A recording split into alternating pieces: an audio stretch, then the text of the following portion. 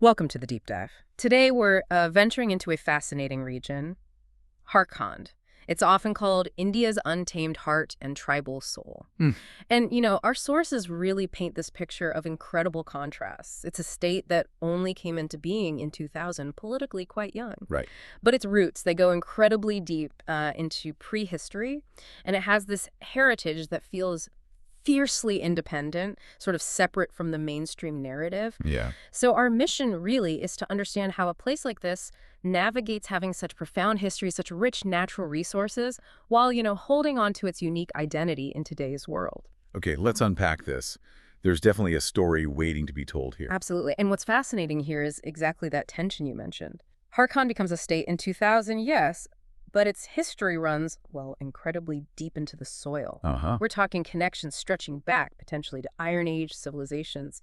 And for centuries, it's really been the soul, you could say, of India's tribal heritage. So even though it's a new political entity on the map, what we'll uncover, I think, is this really complex, rich blend of natural beauty, deep history, and a culture that's just so vibrant. It's been evolving for millennia, often, like you said, sort of out of sight. It sounds like that identity is just deeply, deeply rooted in this tribal history then. How did the sources really show that connection? I mean, between the history, the culture, and the landscape itself, is it something tangible? Oh, absolutely. It's very clear from the sources that the heartbeat of Jharkhand's culture is undeniably tribal. I mean, it's home to over 30 distinct tribal communities. 30, wow. Yeah. And when we talk about them preserving their unique languages, music, customs, it's not just passive preservation. Think about, say, the Munda or the Santhal tribes. Okay. Despite all sorts of external pressures, their unique oral traditions, their ancient ways of farming, like shifting cultivation, these have survived. And they offer this powerful blueprint, almost, for sustainable living that you don't see much elsewhere today. A living blueprint. Yeah. That's powerful. It is. And this deep connection to their heritage, it comes out so vividly in their celebrations. You have festivals like Sarhul and Karma. They aren't just, parties. Right. They're dynamic expressions. The dances literally mimic nature. The rituals deeply honor the forests.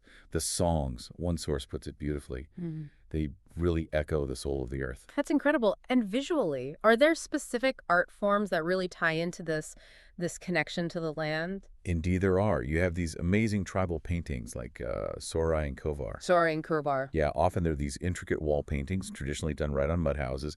They just bring the walls to life with this earthy elegance. They depict local plants, animals, ancestral stories. It's almost like a visual diary of their relationship with nature. Wow. And then you have the folk instruments like the mandar, the bansuri. They aren't just tools for music. They really set the rhythm of daily life. Music becomes this extension of their whole environment. So it really permeates everything. Okay, so beyond this incredibly rich history and culture, it sounds like Jharkhand has something pretty special for nature lovers, too. What are some of those natural wonders the sources point to? Oh, definitely. For anyone looking for that raw, kind of untamed beauty, Jharkhand is, it's a hidden paradise, really. The sources highlight some stunning landmarks, especially in the Chochnagpur Plateau region that's the heartland. Okay. You've got the Netarhat Hills. People affectionately call it the Queen of Chochnagpur. Apparently the vistas are just breathtaking, stretching for miles. Sounds incredible. And then there are the waterfalls, Handra Falls, Desam Falls. The sources describe the water roaring with this incredible untamed power. Picturing that, water roaring with untamed beauty, it really makes you pause. It sort of forces you to connect with nature on a primal level. Yeah, that image, nature as king almost, it really resonates. But how does this raw, ancient pulse of nature and tribal life, how does it coexist with, modern development, especially thinking about that mention of hidden riches? Jharkhand is known for its mineral wealth, right? Yeah. Coal, iron, ore. Right. And this is where the story gets even more complex. Jharkhand is incredibly rich in minerals, that's true. Yeah. But the sources reveal this complex interplay. This abundance has paradoxically fueled struggles. Struggles over land rights, resource exploitation. It's why that phrase, fierce resilience, isn't just poetry for the indigenous communities. It's a daily reality for many. I see. So how does that play out, say, in a city like Ranchi, the capital? Is it just a stark contrast? It's less a stark contrast and more a fascinating dance, maybe. In Ranchi, yes, you'll find modern IT hubs, universities, all that. But The city's markets are still thriving, with tribal artisans selling traditional crafts. Hmm. Ancient festivals like Sarhul are celebrated publicly right there in the city. It seems like a unique, maybe conscious effort to integrate heritage, not just discard it. Okay, so integration rather than replacement. Exactly. And you also have places like the ancient Diori Mandir or Togor Hill, offering this sense of spiritual retreat and historical depth right amidst the urban sprawl. Hmm. And of course, for those seeking real wilderness, deep in the forests, there's Betla National Park. You get the chance to see elephants, leopards, maybe even a tiger. It's this powerful reminder that despite, centuries of change, that raw, ancient pulse of nature, it still beats undeniably strong in Jharkhand's core. That image, the untamed heart still beating strong, that really does seem to capture what we've been talking about today. So as we kind of bring this deep dive to a close, what's the main takeaway? What's the core essence of Jharkhand you hope listeners carry with them? Well, I think what we've really seen is that Jharkhand isn't just about resources. It's profoundly a land of incredible resilience. Yeah, that word keeps coming up. It does. We've seen how over 30 tribal communities don't just survive, they actively preserve their unique languages, their music, their customs.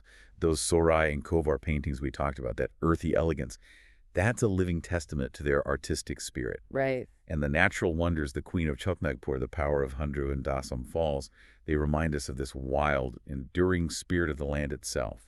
So what emerges from the sources is this powerful narrative. Voices rising from the forest, the spirit of nature beating strong and free. Jharkhand really embodies pride, survival, and beauty. It sounds like a true testament to enduring identity. It really is. And maybe it leaves us with this final thought to consider. How do places like Jharkhand, with these ancient roots and these vibrant living traditions, think about Sarhul and Karma, mimicking nature, honoring forests, how do they offer us a lesson? A powerful lesson on endurance and identity in our rapidly changing world. How does its untamed heart, facing both incredible natural beauty and serious resource challenges, continue to write, perhaps, the loudest stories of its enduring spirit? Not just for itself, but maybe for all of us to learn from.